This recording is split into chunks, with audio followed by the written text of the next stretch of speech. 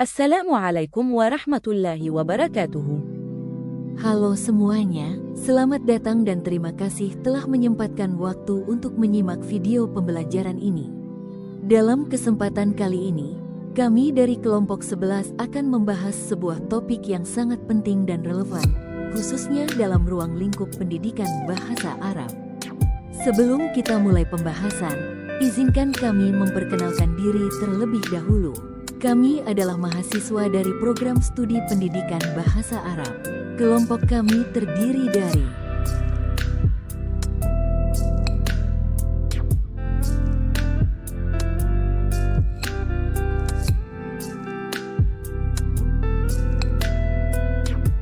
Pada video ini, kita akan memaparkan materi tentang implementasi wawasan pendidikan dalam konteks prodi pendidikan bahasa Arab.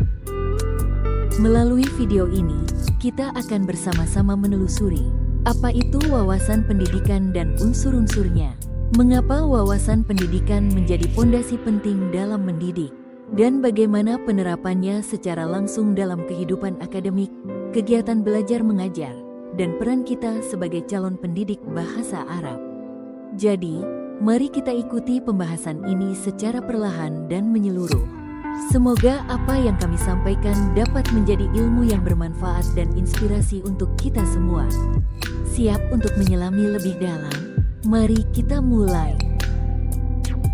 Pendidikan merupakan salah satu pilar utama dalam pembangunan masyarakat yang berkelanjutan.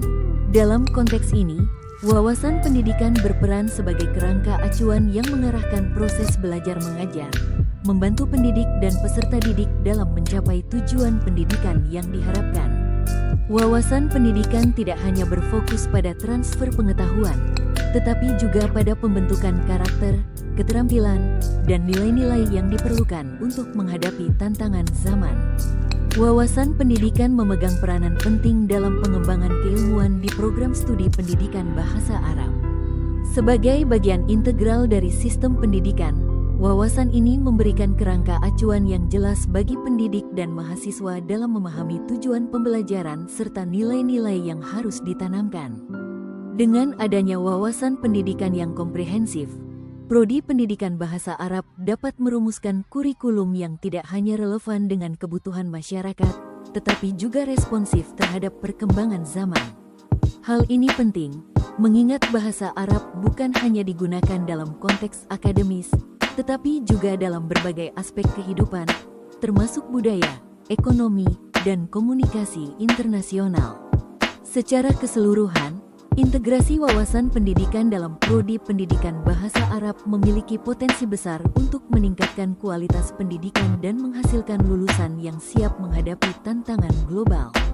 Melalui pemahaman yang mendalam tentang bahasa dan budaya Arab, mahasiswa akan dilengkapi dengan keterampilan dan pengetahuan yang diperlukan untuk berkontribusi secara signifikan dalam masyarakat.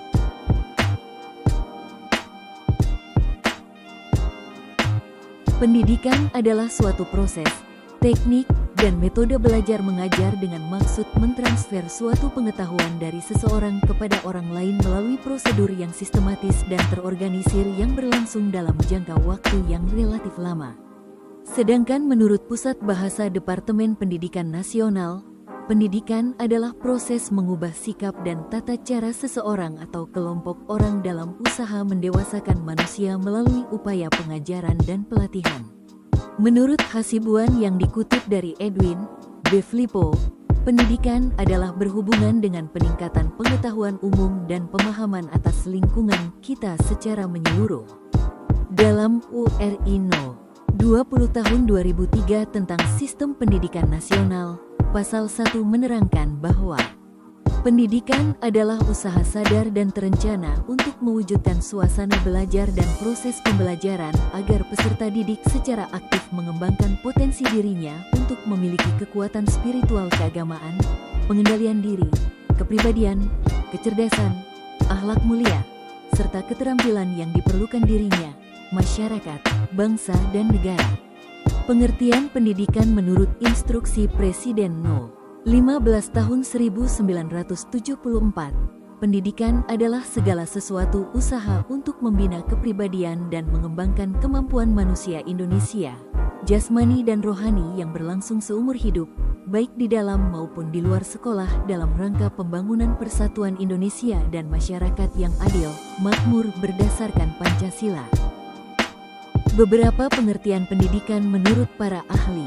Pengertian pendidikan menurut Ki Hajar Dewantara, Bapak Pendidikan Nasional Indonesia.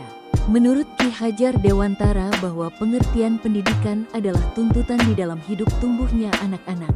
Adapun maksudnya, pendidikan yaitu menuntun segala kekuatan kodrat yang ada pada anak-anak itu, agar mereka sebagai manusia dan sebagai anggota masyarakat dapatlah mencapai keselamatan dan kebahagiaan setinggi-tingginya.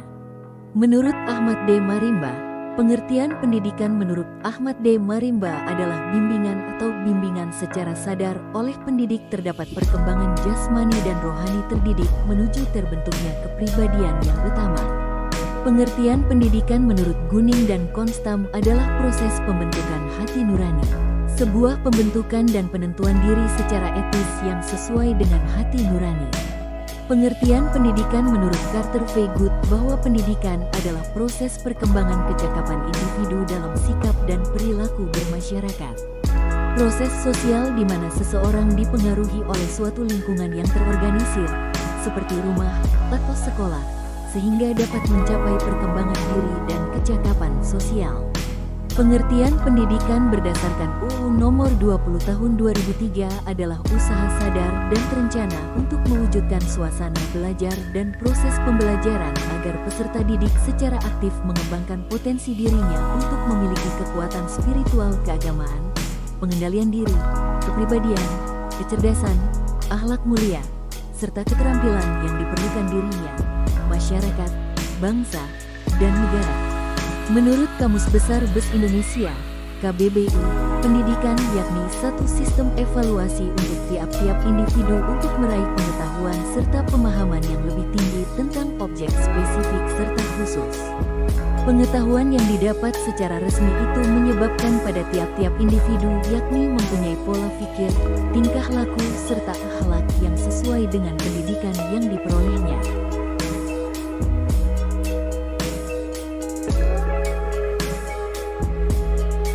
Beberapa ahli menyatakan konsep pendidikan sebagai berikut.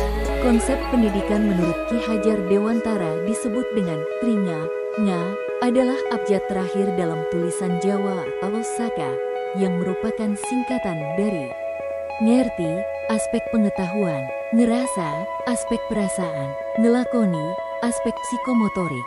Selain itu juga yang sering kita kenal yaitu ing ngarsasung tulada, dari depan memberi teladan, ing madya mengun karsa, di tengah membangun semangat, tutwuri handayani, dari belakang memberi dorongan. Muhammad Syafi'i, seorang pendiri sekolah kayu tanan di Sumatera Barat.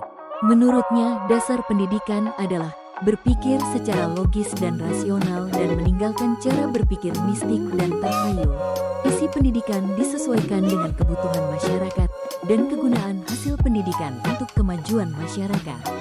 Pendidikan harus berhasil menanamkan rasa percaya diri dan berani bertanggung jawab. Masyarakatlah yang menilai lulusan itu sebagai lulusan yang kompeten dan memberi ijazah atau pengakuannya dari masyarakat. Menurut John Locke, seorang cendekiawan Inggris, kita kenal dengan teori tabula rasa, yaitu bahwa pada lahir manusia itu berpikiran kosong. Kita memperoleh pengetahuan dari lingkungan kita yang kita serap melalui indera. Informasi yang kita serap pada awalnya bersifat sederhana, tetapi kemudian kompleks setelah kita perbandingkan, kita olah, dan kita generalisasikan. Belajar merupakan proses aktif dalam mengkaji dan memperoleh data dari dunia di sekitar, dan karena itu orang harus mempunyai kebebasan dalam belajar.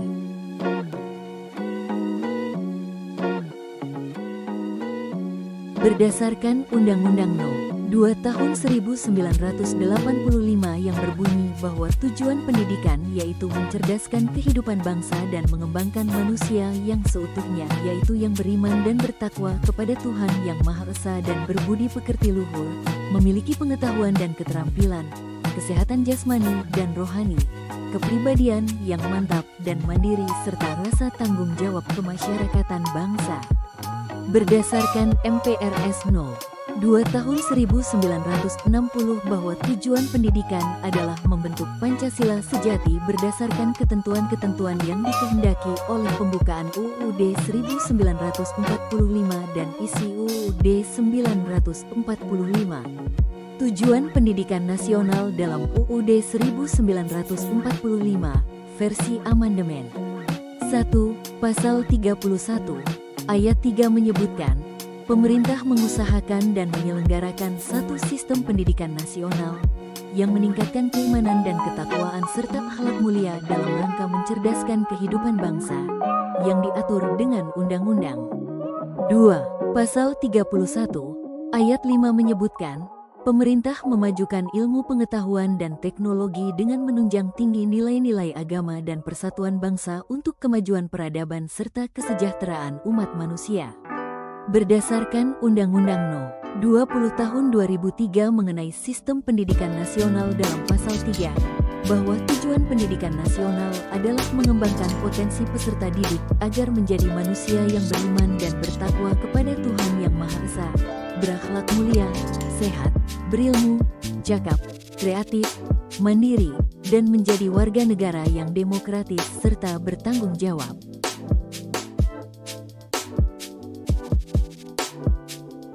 Sebagai program studi yang berorientasi pada pendidikan bahasa Arab, S1 tidak hanya berfokus pada penguasaan bahasa, tetapi juga mencakup berbagai aspek pendidikan yang diperlukan untuk menjadi pendidik yang efektif.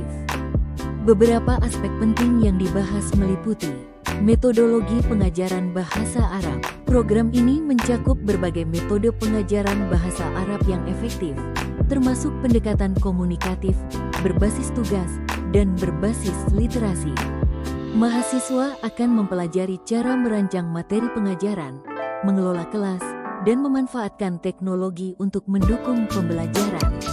Metodologi ini penting untuk membantu siswa belajar bahasa Arab dengan cara yang interaktif dan menyenangkan. Pengembangan kurikulum bahasa Arab. Mahasiswa akan belajar bagaimana mengembangkan kurikulum bahasa Arab yang inovatif dan relevan dengan kebutuhan siswa. Ini termasuk merancang silabus, memilih bahan ajar yang tepat, dan menilai keberhasilan program pengajaran. Kemampuan ini penting untuk menciptakan pengalaman belajar yang kaya dan bermanfaat bagi siswa.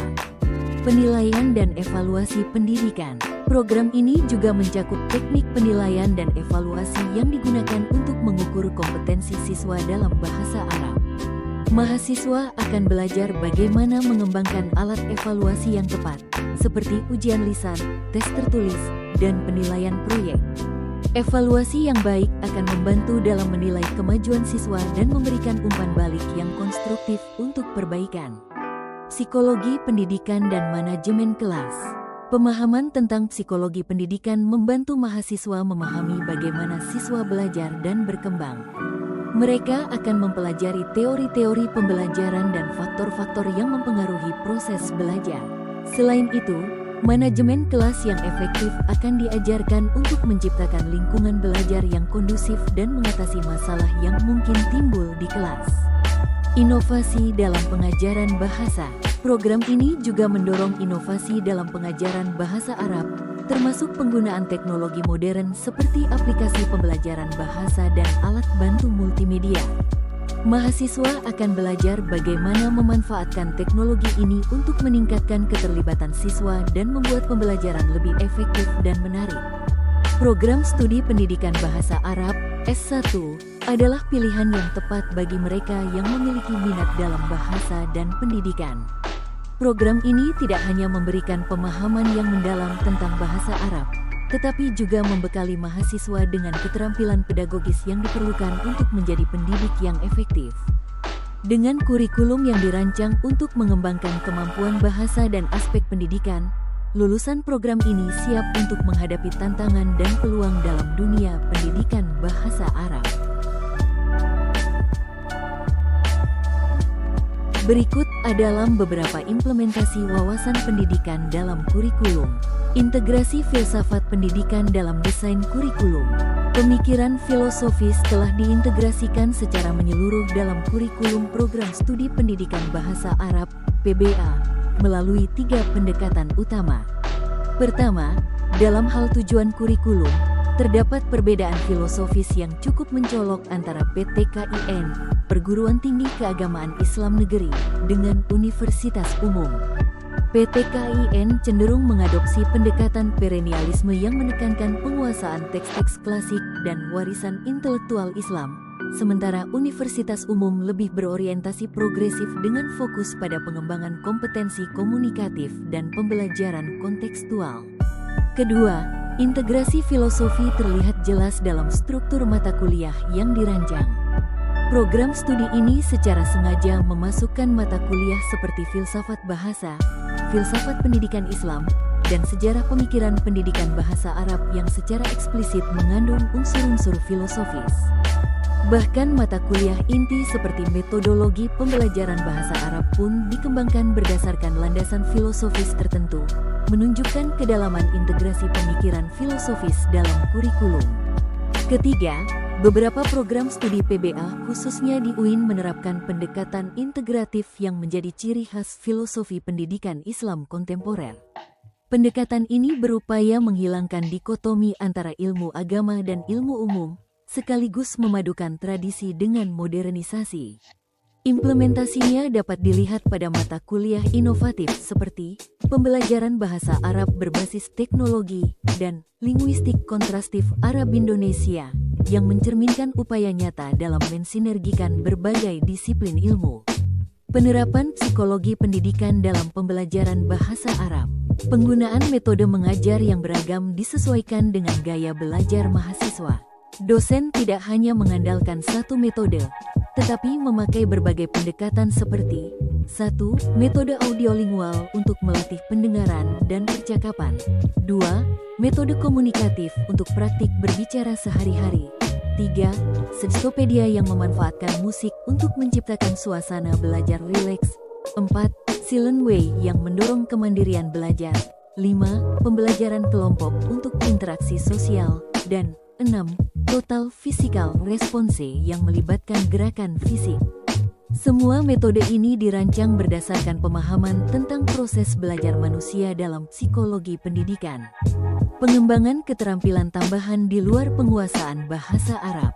Program studi tidak hanya fokus pada aspek kebahasaan, tetapi juga membekali mahasiswa dengan soft skills penting melalui mata kuliah khusus seperti keterampilan belajar dan berpikir kritis.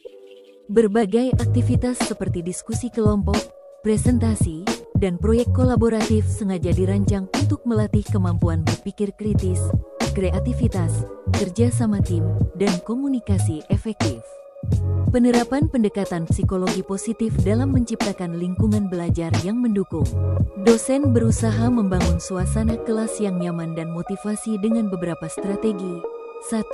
Menumbuhkan growth mindset atau keyakinan bahwa kemampuan bisa dikembangkan. 2. Meningkatkan motivasi intrinsik mahasiswa.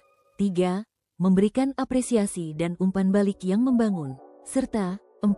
Merancang pengalaman belajar sukses untuk membangun kepercayaan diri.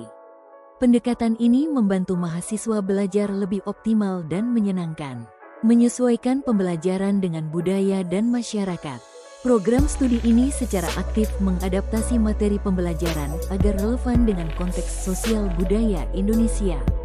Materi ajar sengaja dikembangkan menggunakan contoh-contoh dari kehidupan nyata mahasiswa Indonesia, seperti percakapan sehari-hari, isu lokal, dan tradisi keagamaan setempat. Hal ini membantu mahasiswa melihat keterkaitan antara bahasa Arab dengan lingkungan mereka. Selain itu, melalui mata kuliah seperti sosiolinguistik Arab dan pragmatik bahasa Arab, mahasiswa diajak memahami bagaimana faktor sosial mempengaruhi penggunaan bahasa, termasuk perbedaan gaya bahasa formal-informal dan variasi dialek. Untuk memperkuat pembelajaran, beberapa kampus menerapkan metode pembelajaran langsung di masyarakat melalui program magang di lembaga Arab, proyek pengabdian di pesantren, atau kolaborasi dengan kedutaan negara Arab yang memungkinkan mahasiswa berinteraksi langsung dengan penutur asli. Di sisi lain, PBA juga gencar memanfaatkan teknologi untuk meningkatkan kualitas pembelajaran. Sistem pembelajaran online melalui platform seperti Moodle dan Google Classroom memberikan fleksibilitas akses materi kapan saja. Media sosial seperti YouTube, Instagram, dan Telegram dimanfaatkan untuk menyajikan konten pembelajaran yang autentik dan interaktif. Beberapa kampus bahkan mengembangkan aplikasi khusus seperti kamus digital, latihan tata bahasa Arab berbasis aplikasi, dan game edukasi, yang dikembangkan melalui kolaborasi dengan jurusan teknik informatika.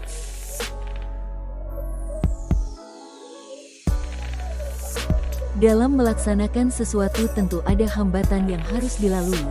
Beberapa hambatan dalam implementasi wawasan pendidikan ini antara lain: keterbatasan sumber daya. Keterbatasan sumber daya manusia menjadi masalah serius di mana masih sangat sedikit dosen yang benar-benar menguasai 3 kompetensi inti secara seimbang: penguasaan bahasa Arab yang mendalam, pemahaman ilmu pendidikan yang memadai, dan kemampuan memanfaatkan teknologi pembelajaran.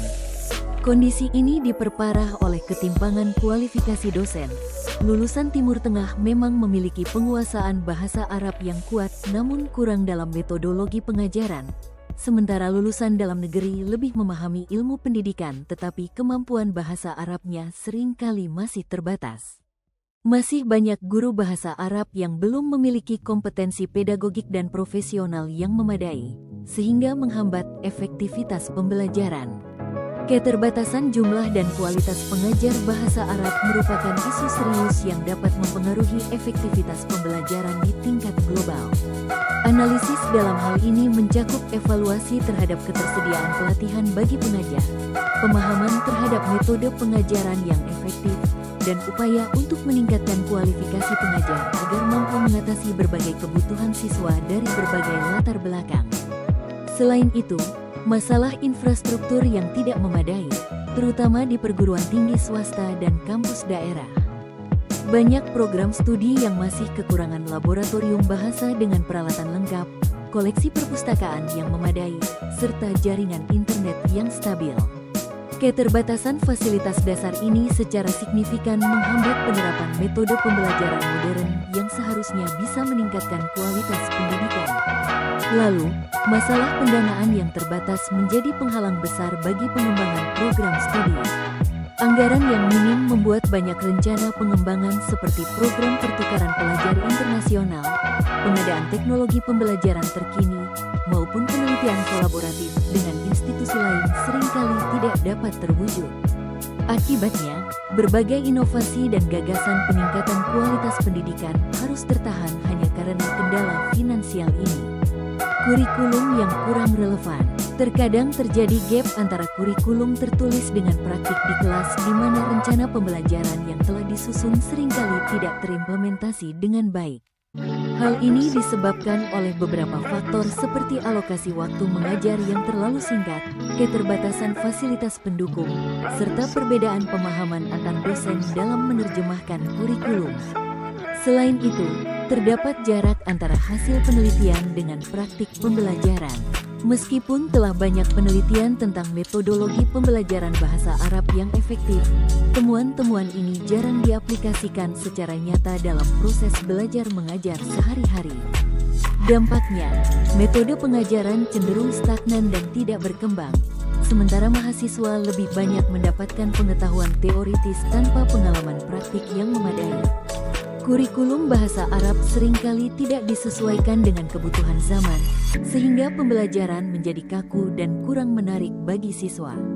Resistensi terhadap perubahan. Resistensi kultural muncul dari keyakinan bahwa metode pembelajaran tradisional dianggap lebih otentik dan sesuai untuk bahasa Arab sebagai bahasa agama.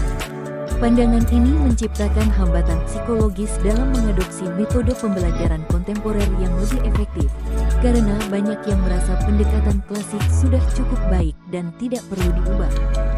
Selain itu, resistensi teknologi dari sebagian kalangan dosen turut memperlambat modernisasi pembelajaran.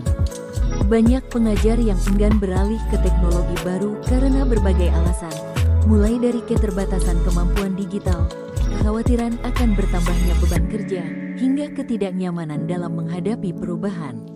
Sikap ini berdampak pada tertinggalnya penerapan alat-alat pembelajaran modern yang sebenarnya bisa meningkatkan efektivitas pengajaran bahasa Arab secara signifikan.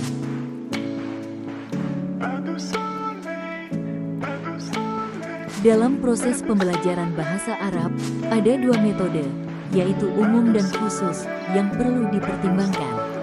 Metode umum antara lain, meliputi Thoriqoh al-Ilkoiyah dan Thoriqoh al-Muhadarah, metode ceramah, Thoriqoh al-Hiwariyah atau Thoriqoh al-Asilah wa al-Ajwibah, metode dialog atau tanya-jawab, Thoriqoh al-Munakasyah, metode diskusi atau Thoriqoh al-Istiqraiyah, al-Istinjaiyah, metode induktif-deduktif, Thoriqoh Tamsil al-Adwar, metode bermain peranan, dan Thoriqoh Hol al-Mushkilah, metode problem solving. Adapun metode khusus yang berfungsi sebagai metode primer dalam pembelajaran bahasa Arab, meliputi Thoriqoh al-Qawaid wa at-Tarjamah, metode kaidah dan terjemah, atau at-Tarikah al-Mubashiroh, direct method atau metode langsung, at-Tarikah as-Samiyah as-Syafawiyah, metode dengar ucap dalam pembelajaran Qawaid at-Tarikah at-Tabiyah, metode natural, dan atau Thoriqoh al-Intikaiyah, metode eklektik campuran. Yang akan dijelaskan dalam makalah ini adalah metode yang khusus karena metode ini yang sering diaplikasikan pada pembelajaran bahasa Arab. Metode gramatika terjemah, Thoriqoh al-Qawaid wa Tarjamah. Metode ini juga disebut dengan old method, dan ada pula yang menyebut dengan conventional method, sebab metode ini telah dipergunakan dalam kurun waktu yang lama dalam pengajaran bahasa. Mahmud Kamil menjelaskan tujuan metode ini adalah pembelajar dapat menghafalkan dan memahami kaidah-kaidah nahwu, mengungkapkannya dalam bahasa yang terbatas. Di sisi lain juga melatih peserta didik menulis dengan teliti melalui kegiatan menerjemah. Demikian juga, membekali peserta didik dengan kalimat-kalimat sastra dan melatihnya meringkas teks-teks sastra atau menerjemahkannya ke bahasa lokal. Ahmad Fuad Effendi memberikan penjelasan secara detail tentang langkah-langkah yang harus dilakukan dalam proses pembelajaran bahasa Arab dengan menggunakan metode gramatika terjemah sebagai berikut. Guru menjelaskan definisi butir-butir tata bahasa, nahwu, kemudian memberikan contoh-contohnya secara aplikatif dan buku teks yang dipakai sebagai referensi memang menggunakan metode deduktif. Guru menuntun peserta didik dalam menghafalkan daftar mufrodat dan terjemahannya, atau meminta peserta didik mendemonstrasikan hafalan mufrodat yang telah diajarkan sebelumnya. Guru meminta peserta didik membuka buku teks bacaan kemudian menuntun peserta didik memahami isi bacaan dengan cara menerjemahkannya kata per kata atau kalimat per kalimat. Metode langsung, Thoriqoh al-Mubashiroh. Metode ini dikembangkan atas asumsi bahwa proses belajar bahasa kedua atau bahasa asing sama dengan belajar bahasa ibu, yaitu dengan penggunaan bahasa secara langsung dan intensif dalam komunikasi, juga dengan menyimak dan berbicara, sedangkan membaca dan mengarang dikembangkan kemudian. Metode ini mendapatkan popularitas pada awal abad ke-20 di Eropa dan Amerika. Pada waktu yang sama, metode ini juga digunakan untuk pengajaran bahasa Arab, baik di negeri Arab maupun di negeri-negeri Islam di Asia termasuk Indonesia. Menurut Abdul Majid, metode ini bertujuan untuk mengantarkan peserta didik kepada pemikiran bahasa asing dalam waktu yang singkat, tanpa bantuan terjemah dari dan ke bahasa lokal dengan cara menyediakan lingkungan yang kondusif. Metode membaca, Thoriqoh al-Qira'ah. Metode ini dikembangkan berdasarkan asumsi bahwa pengajaran bahasa tidak bersifat multitujuan, dan bahwa kemampuan membaca adalah tujuan yang paling realistis ditinjau dari kebutuhan pembelajaran bahasa asing dan kemudahan dalam perolehannya. Dalam latihan membaca ini, peserta didik tidak didorong untuk menerjemahkan teks bacaan secara langsung, tetapi pelajar diarahkan untuk menyimpulkan serta mencatat mufrodat yang belum dimengerti sesuai dengan konteks kalimat. Metode audiolingual, Al-Tarikah Al-Syamiyah Al-Syafawiyah. Hermawan menjelaskan bahwa metode Metode audiolingual adalah metode yang mendasarkan pada pendekatan struktural dalam pengajaran bahasa. Metode ini menekankan penelitiannya dan penjabarannya dari bahasa yang dipelajari dimulai dari sistem bunyi, fonologi, kemudian sistem pembentukan kata, morfologi, dan sistem pembentukan kalimat, sintaksis. Ahmad Fuad Effendi menguraikan karakteristik metode audiolingual secara detail sebagai berikut. Tujuan pengajarannya dengan metode ini adalah penguasaan 4 keterampilan berbahasa secara seimbang. Urutan penerapan pembelajaran pada metode ini adalah menyimak dan berbicara baru, kemudian membaca dan menulis. Pembelajaran kalimat bahasa asing diberikan dalam bentuk percakapan untuk dihafalkan. Penguasaan pada pola kalimat dilakukan dengan latihan-latihan pola. Latihan atau drill mengikuti aturan, stimulus lebih besar dari respons lebih besar dari reinforcement. Pengajaran mufrodat tidak diajarkan per kata dan dibatasi secara ketat dan selalu dihubungkan dengan konteks kalimat atau ungkapan, bukan sebagai kata-kata lepas yang berdiri sendiri. Pengajaran sistem bunyi secara sistematis, berstruktur, untuk itu agar dapat digunakan oleh pelajar dengan teknik demonstrasi, peniruan, komparasi, kontras, dan lain-lain. Pelajaran menulis merupakan representasi dari pelajaran berbicara. Dalam arti pelajaran menulis terdiri dari pola kalimat dan mufrodat yang sudah dipelajari secara lisan. Penerjemahan dihindari. Pemakaian bahasa ibu apabila sangat diperlukan untuk penjelasan, diperbolehkan secara terbatas. Gramatika tidak diajarkan pada tahap permulaan. Apabila diperlukan pengajaran gramatika pada tahap tertentu, hendaknya diajarkan secara induktif dan secara bertahap dari yang mudah ke yang sukar. Pemilihan materi ditekankan pada unit dan pola yang menunjukkan adanya perbedaan struktural antara bahasa asing yang diajarkan dan bahasa ibu pelajar. Demikian juga bentuk-bentuk kesalahan peserta didik sifatnya umum, frekuensinya tinggi. Untuk itu diperlukan analisis kontrastif dan analisis kesalahan. Memberikan respons harus sungguh-sungguh dihindarkan. Guru menjadi pusat kegiatan kelas, peserta didik mengikuti, merespon apa yang diperintahkan, stimulus, oleh guru. Menggunakan bahan rekaman, laboratorium bahasa, dan visual aids sangat dipentingkan. Dilihat dari karakteristik metode di atas, mungkin metode ini cocok pada zaman sekarang yang dimana teknologi sudah lebih canggih. Metode komunikatif. Metode komunikatif muncul di latar belakangi dengan kelemahan pokok metode audiolingual, yaitu para pelajar belum lancar berkomunikasi dalam bahasa target meskipun mereka telah belajar beberapa tahun. Sedangkan para ahli linguistik mengecam dari sisi landasan teoritisnya, yakni teori tata bahasa strukturalisme dan teori ilmu jiwa behaviorisme. Dalam hal ini, Chomsky menandaskan bahwa kemampuan berbahasa tidak hanya ditentukan oleh faktor eksternal, melainkan juga faktor internal. Setiap manusia memiliki innate ability, yaitu kemampuan belajar bahasa yang dibawa sejak lahir. Kemampuan bawaan ini disebut alat pemerolehan bahasa. Sobat pembelajar sekalian, setelah kita menyimak pembahasan dari awal hingga akhir, kita bisa menarik satu benang merah yang penting, bahwa wawasan pendidikan bukan hanya pelengkap dalam proses belajar, melainkan fondasi utama yang menentukan arah, nilai, dan tujuan pendidikan itu sendiri. Dalam konteks program studi pendidikan bahasa Arab, wawasan pendidikan tidak hanya membantu kita memahami bagaimana mengajar, tapi juga mengapa kita mengajar, kepada siapa kita mengajar, dan nilai apa yang ingin kita tanamkan dalam setiap proses pembelajaran.